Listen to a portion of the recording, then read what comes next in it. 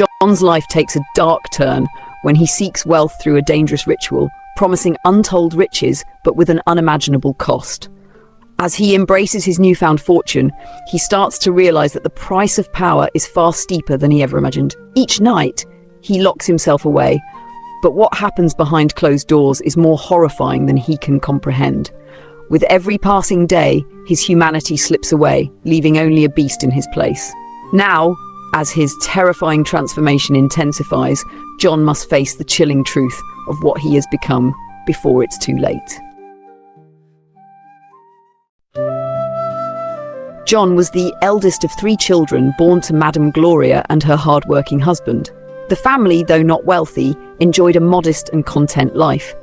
John's father worked as a cook on a white man's ship, spending 2 weeks at sea and the following 2 weeks at home with his family. His return always brought joy, as he would bring food and other supplies from the ship. John was known for his kindness and good manners, earning him the admiration of neighbors and relatives alike. His siblings adored him, and he was the pride of his parents. However, their peaceful life was about to take an unexpected and tragic turn. One Monday morning, John's father prepared to leave for work. The family gathered to see him off, helping him pack and wishing him a safe journey. Madam Gloria handed him a bag of snacks, and John helped carry his luggage. As he hugged his children and kissed his wife goodbye, no one imagined it would be their last moment together. On his way to the dock, disaster struck. A speeding truck lost control and crashed into his car. The accident was fatal, and he died before anyone could render help.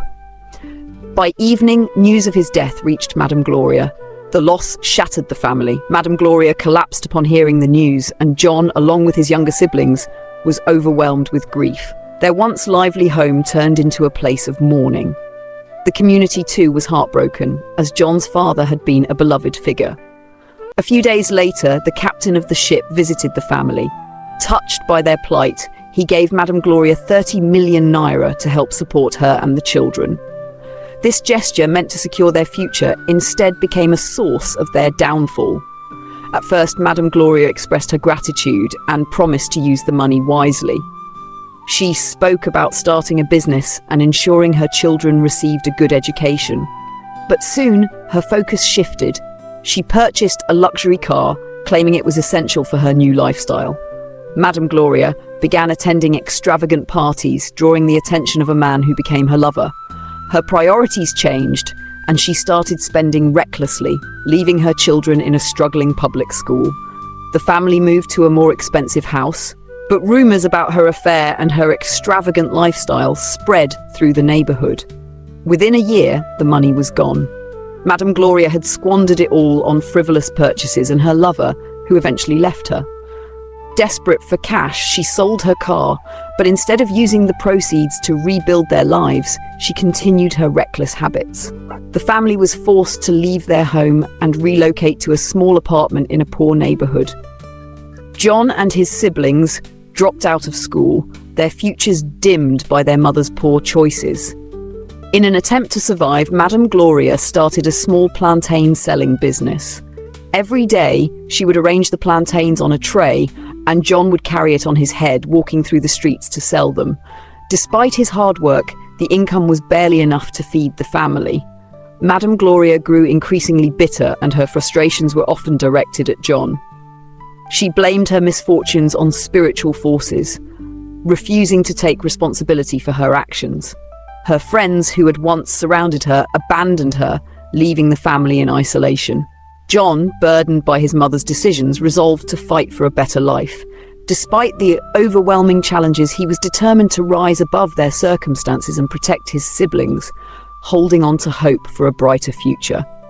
John, a young boy carrying the heavy burden of responsibility, would often return home with unsold plantains in his tray. Every time this happened, his mother, Madam Gloria, would lash out at him in a fit of rage. "Lazy boy! After wasting your day playing around, this is what you come back with? Unsold goods? You should be ashamed of yourself." Her angry words echoed through their small home, leaving John feeling defeated and unloved. Madam Gloria's scolding didn't end with words. She would strike him while berating him, adding to his pain. John, though young, could feel the sting of unfairness. He often cried himself to sleep, wondering why his own mother treated him so harshly. What had he done to deserve such treatment? Night after night, these unanswered questions haunted him, leaving him lost in a sea of sadness. As time passed, life became increasingly difficult for John. Madam Gloria's temper worsened, and her bitterness seemed to grow with each passing day. Yet John held on, silently enduring her wrath, hoping that one day things would change. One cool evening, a loud commotion erupted in their small community. Voices filled with excitement rang out, and curious neighbours rushed outside to see what was happening. It was Samuel, the son of their neighbour Lydia, who had just returned from the city. Samuel's arrival was nothing short of grand. He stepped out of a shiny new car, throwing crisp naira notes into the air. His friends accompanied him, all dressed in expensive clothes and flashy jewellery. Lydia danced joyfully in front of her son, her face glowing with pride as the neighbours cheered and scrambled for the falling money. Madam Gloria stood at a distance, watching the scene unfold. From her corridor, she observed Samuel, a boy she had known since childhood, now transformed into a man of wealth and influence. A wave of jealousy washed over her. She wished she could be in Lydia's place, basking in the pride and joy of a successful son. Despite her envy, Madam Gloria joined the crowd, congratulating Lydia with forced enthusiasm. But as the night wore on, she couldn't shake her thoughts. Samuel's sudden wealth puzzled her. She remembered how poor Lydia's family had been not long ago. How had Samuel become so rich after just a few years in the city? Over the following days, Madam Gloria grew more bitter and angry. She took out her frustrations on John, constantly comparing him to Samuel. "Look at you," she would sneer. "Do you think Samuel has two heads? He's not even much older than you, yet he's so successful. He just bought his mother a car. And you, all you do is play, eat, and get fat. If you like, continue wasting your life." The comparisons stung, but John remained quiet. Deep down, he longed for a chance to prove himself, to make his mother proud. Driven by desperation and envy, Madam Gloria hatched a plan. She decided to approach Lydia and ask her to convince Samuel to take John back to the city. "Please, my friend," Madam Gloria pleaded, "let Samuel take John with him. He can teach him the secrets of his success so he can support his siblings and help us out of this poverty." Lydia smiled warmly and reassured her. "Don't worry, Gloria. Just get John ready. I'll talk to Samuel. I'm sure he'll take him along." Madam Gloria's heart swelled with hope. She rushed home to share the news with John. "You'll be going to the city with Samuel," she told him, her voice filled with determination. "He'll show you how to succeed, and you'll make something of yourself. You'll help your siblings and take care of this family." John was both nervous and excited. The thought of leaving home and going to the city filled him with wonder. He imagined a future where he could earn enough money to lift his family out of poverty. Though uncertain about what lay ahead, he was eager to prove himself. The following week, as promised, Samuel agreed to take John with him. When the day arrived, John hugged his younger siblings tightly and bid them farewell. Madam Gloria watched as Samuel's car drove away, her heart a mix of hope and anxiety. As they entered the bustling city, John was overwhelmed by the sights and sounds. The towering buildings, the endless stream of cars, and the bright lights were unlike anything he had ever seen. Samuel's lifestyle was even more astonishing. He lived in a luxurious apartment, wore designer clothes, and commanded respect wherever he went. But beneath the surface, John began to sense that not everything was as it seemed. There were whispers about Samuel's sudden rise to wealth, rumours that hinted at a dangerous and unethical path.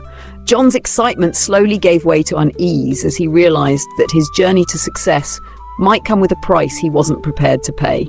Little did John know, his decision to follow Samuel to the city would lead him down a path that would change his life forever. A path filled with challenges, choices, and lessons that would test his strength and character. When Samuel welcomed John into his home, he was greeted with a strange discovery. Samuel's residence was far from the quiet, peaceful life John had imagined.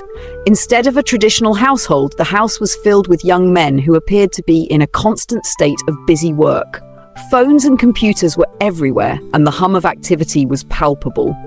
As soon as Samuel entered the room, they all stopped their tasks and greeted John warmly, making him feel somewhat at ease despite the strange surroundings.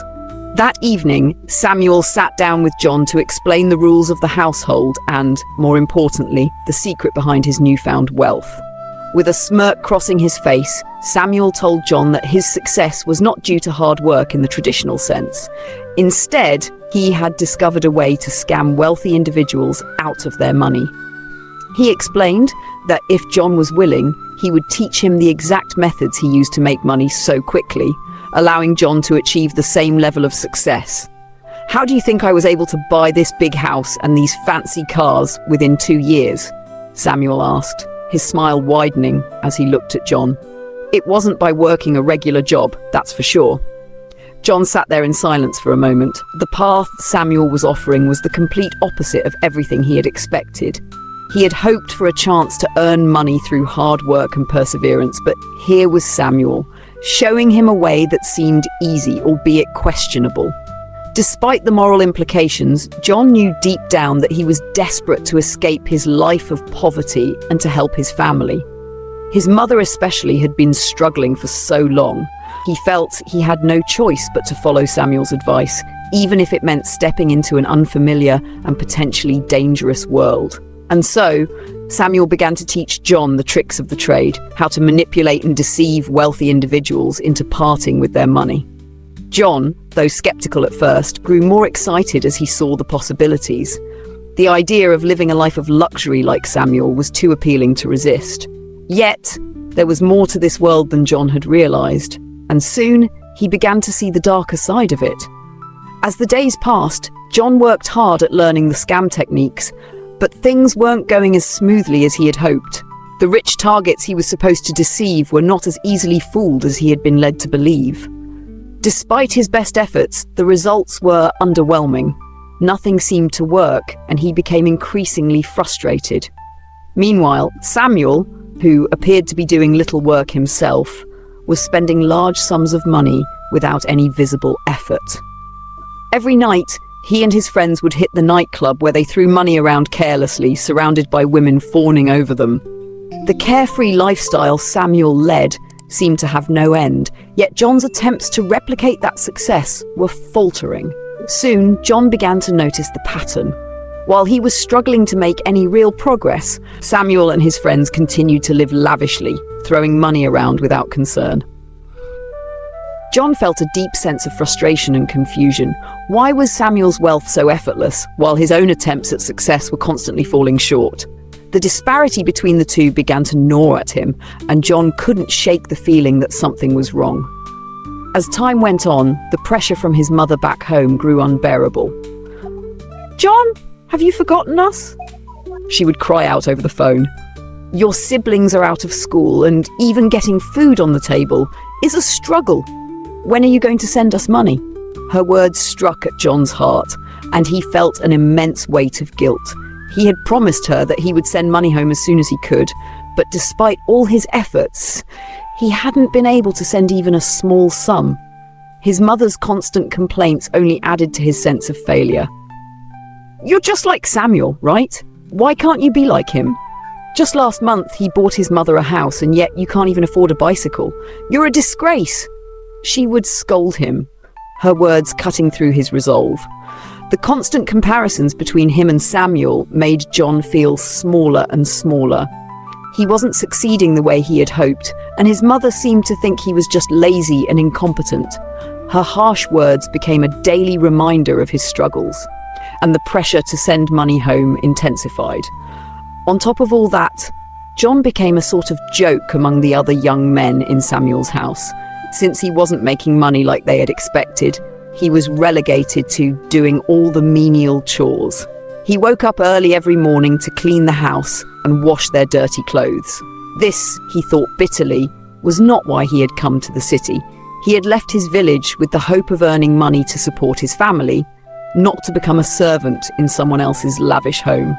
As the days turned into weeks, John's frustration only grew.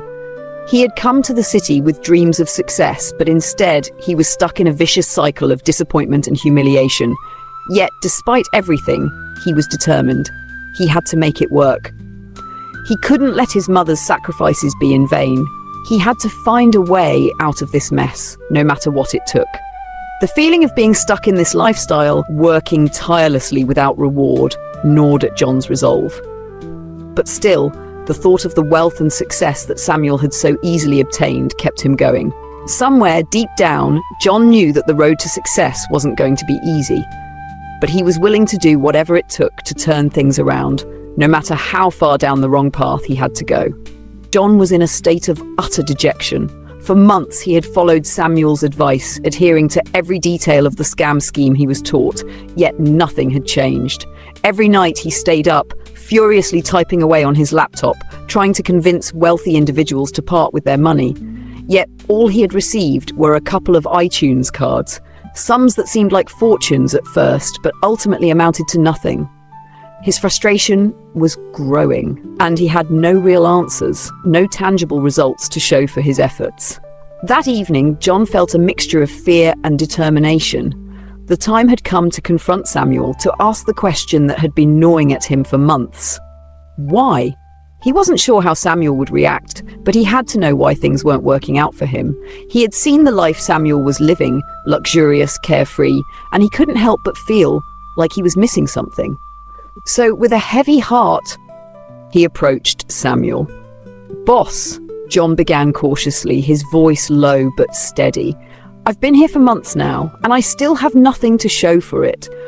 I've followed everything you've told me, but none of it has worked. I've been up all night trying to defraud these wealthy people, but none of them are responding. The best I've gotten are a couple of iTunes cards, big sums, but still, they're nothing. I don't understand why it's not working for me." You're not working half as hard as I am, but you seem to have endless wealth. Please tell me, what am I doing wrong? What's the secret to your success?" He spoke from a place of desperation, his eyes filled with both frustration and a deep yearning for answers. He was determined to break through this wall of failure, to find out how Samuel was succeeding when he had been struggling. Samuel was silent for a long time. He sat back in his chair, deep in thought, his face inscrutable. John waited in silence, anxiety building up within him. Finally, Samuel broke the silence, his voice calm but cryptic. "My boy, don't worry," Samuel said, a soft smile creeping across his face. "Just keep pressing on. One day, you'll make a fortune. It's all about persistence." John felt a twinge of doubt, but decided to hold on to Samuel's words. He had no choice but to keep pushing forward, hoping that somehow, someday, his efforts would pay off. He continued following Samuel's instructions, even though the results were still elusive. Every December, when they returned to the village, John's mother would ask him the same question, the question that always made him feel like a failure. "Why are you still broke? You've been with Samuel all this time. Why isn't your life changing? Why aren't you sending money home?" John would try to explain, trying to make his mother understand that making money wasn't as easy as she thought, that he was working hard, but nothing was happening. But his explanations fell on deaf ears. His mother would scold him, calling him lazy, comparing him to Samuel. "Isn't it the same work you're both doing?" she would say with frustration in her voice. "Just last month, Samuel bought a house for his mother, and here you are telling me stories. You can't even afford a bicycle. What's wrong with you?" Her harsh words stung, and they dug deeper into John's sense of inadequacy. Every year he returned to the same place, stuck, struggling, and empty-handed. It was as if the world was moving on while he remained frozen in place. 3 years passed, and John's situation had barely improved. He was still just as broke as the day he had arrived at Samuel's house. His frustration had reached its peak. One evening, after another day of failure, John couldn't hold it in any longer. With tears in his eyes and his heart heavy with hopelessness, he fell to his knees in front of Samuel. "Boss, I'm tired of being broke," he pleaded, his voice shaking. "I've been here for 3 years now, and I have nothing to show for it. In that time, you've bought multiple houses in Lagos. You live like a king, but I'm still here, stuck. Please, tell me the secret to your success. I want to be like you." For a long moment, Samuel didn't say anything. He simply sat there looking at John with a serious expression. John felt a mix of anticipation and dread as he awaited Samuel's response. Finally, Samuel spoke, his voice lower and more somber than before. "My boy," Samuel said, his tone softening, "you've been like a younger brother to me. There's something I've been keeping from you. The wealth I have doesn't come from the scam I introduced you to. It comes from something much deeper, something that only those with a strong heart can handle." John's heart skipped a beat. He had always known there was more to Samuel than met the eye, but he never imagined it would be something so dark. Samuel continued, his gaze unwavering. "If you want to make the kind of money I'm making, there's someone I can take you to," Samuel said, his voice now tinged with gravity. "An old man who lives on the outskirts of town. He has the power to perform rituals that will make you wealthy, richer than you ever imagined. But it comes with a price. Think carefully before you make any decisions. If you're willing, I'll take you there." John sat in stunned silence. The words Samuel had just spoken felt like a punch to the gut. He couldn't believe what he was hearing. Samuel, the man he had looked up to and admired, was involved in dark rituals to gain his wealth. John had heard stories of people who turned to native doctors only for their lives to end in misery, and the idea of such a path terrified him.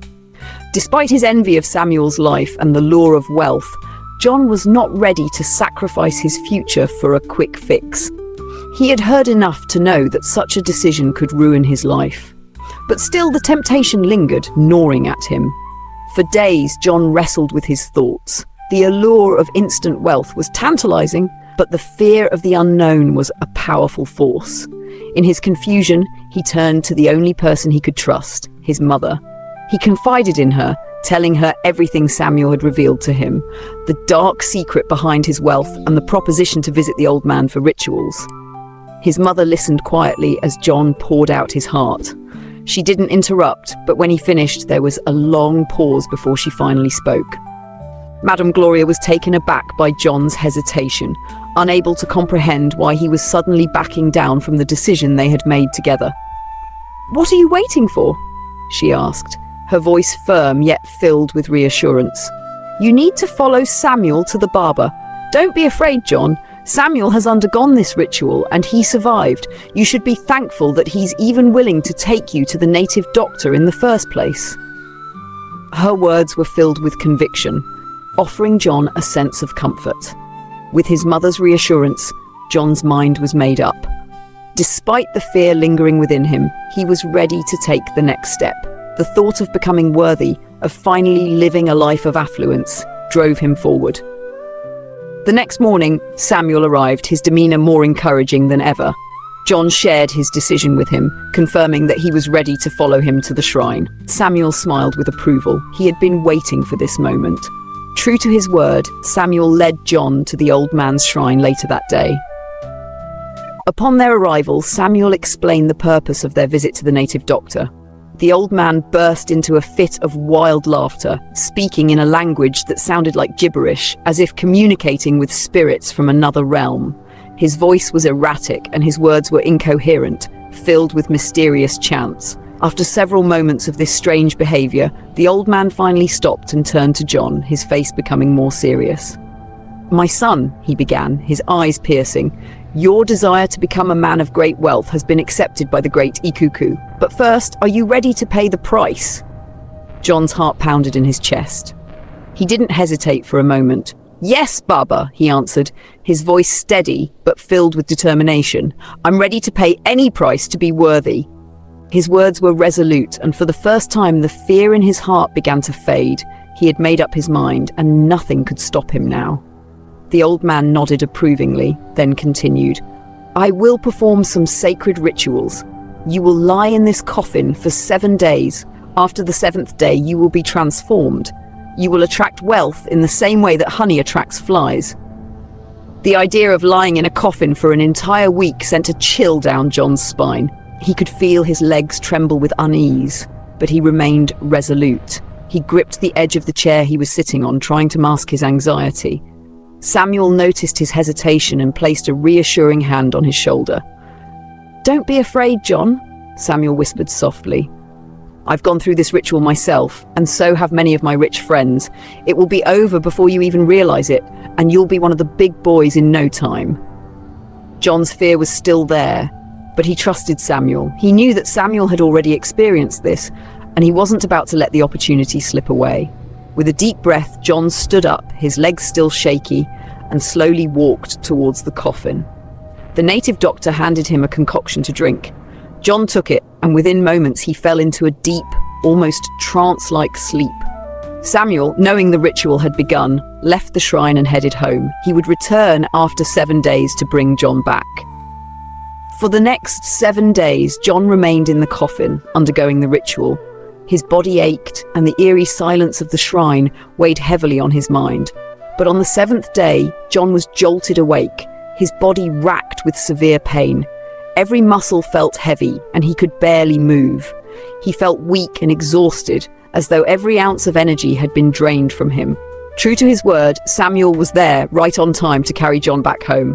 Though John felt drained, there was a sense of excitement bubbling up inside him. He had made it through the ritual, and soon, he would be part of the wealthy elite, living a life he had always dreamed of. Before they left, the old man gave a final warning that would stay with John forever. "You must not come out at night," the native doctor instructed sternly. "Once the sun sets, you must lock yourself in a secure room and do not leave until the sun rises again.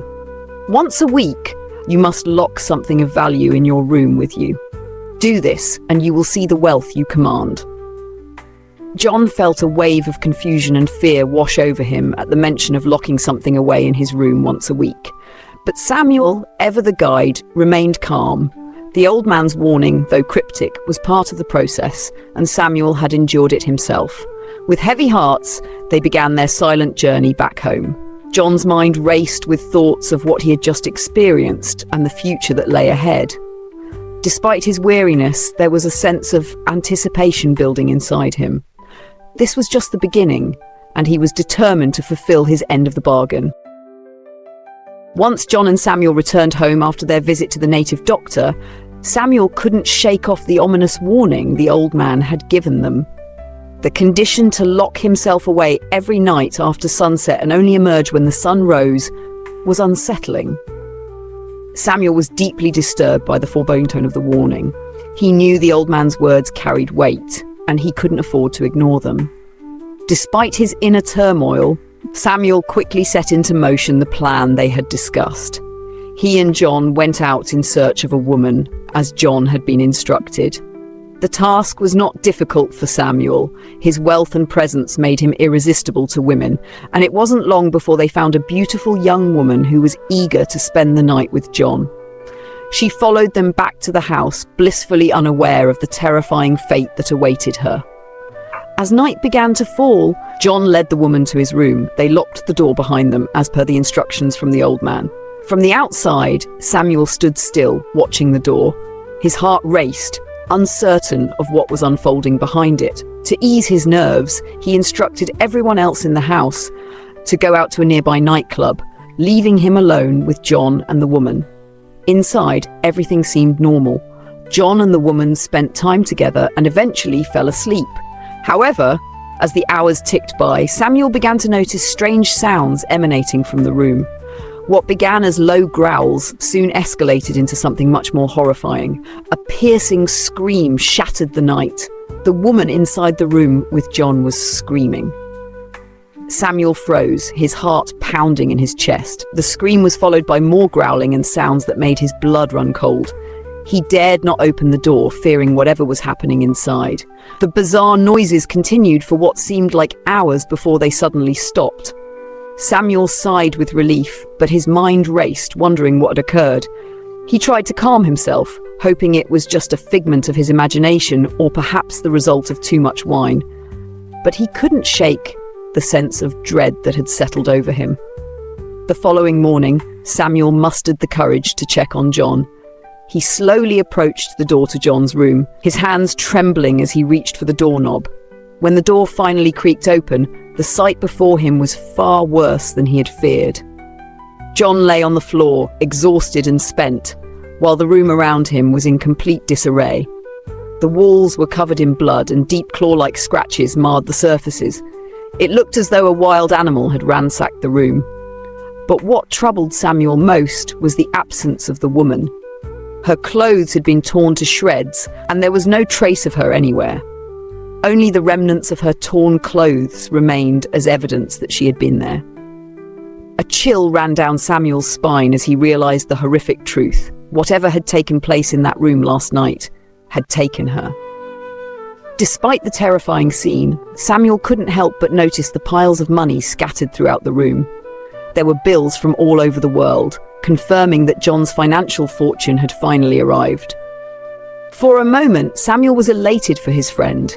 He had seen firsthand the consequences of the ritual, and now John was living the life of his dreams.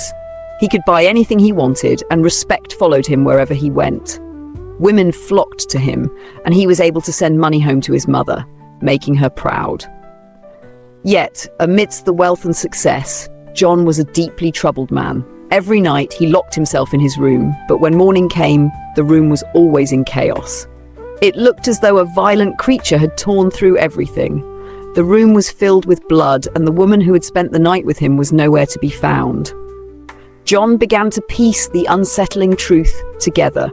He was the one turning into the beast. The creature that was wreaking havoc in his room was him. Every night he lost control, and every morning he woke up to find the horrifying aftermath of his transformation. This realization filled John with dread. The wealth and the luxuries were no longer worth the price he had paid.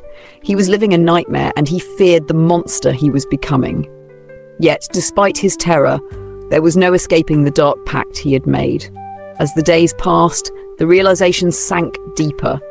He had sacrificed his humanity for wealth, and now he was bound to the beast within him forever. John's heart raced with fear and confusion as he grappled with the terrifying realization of what he had become. Despite the wealth and success that had seemingly fallen into his lap, a deep dread began to take root inside him. The wealth so easily obtained was coming at a terrible cost. Lives were being lost, and John had no idea how to stop the monstrous transformation that gripped him every night. Desperate for answers and feeling increasingly overwhelmed by his actions, he decided to visit his mother, Madam Gloria, in the village. When Madam Gloria saw her son, she was overjoyed to witness his sudden prosperity. She had long dreamed of this day, and now her prayers seemed to have been answered. Her son, once struggling, had now become a man of wealth and influence. Proudly, she called up relatives and friends, eager to show off her successful child.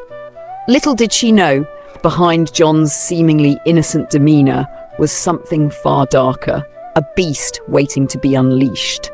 John was filled with guilt and horror, but the more he tried to suppress his growing fear, the more the monstrous force inside him seemed to take control. The nightmarish events of his past few days haunted him, and he had no answers. He could no longer ignore the warning signs, nor could he continue living in denial about what he was becoming. In the quiet of his mother's home, he sought solace and comfort, hoping that the familiar surroundings of his childhood would bring him peace. But even as he tried to smile and enjoy the attention his mother showered upon him, he could feel the beast within stirring, ready to strike again. What would become of John and his mother in the days to come? Would John ever be able to control the monster inside him, or would it eventually consume him entirely? With a heavy heart and mind full of unanswered questions, John could only wait and dread what would come next. As he sat in silence, the storm inside him seemed to grow ever closer, threatening to tear his world apart. The fate of John and Madam Gloria remained uncertain. The horrors of the past and the fear of what might happen in the future weighed heavily on them both. How would John come to terms with the consequences of his actions? Would he ever be free of the curse that bound him, or was he doomed to live as a creature of the night, forever hunted by his own darkness? The chilling journey had only just begun, and the answers were waiting to unfold.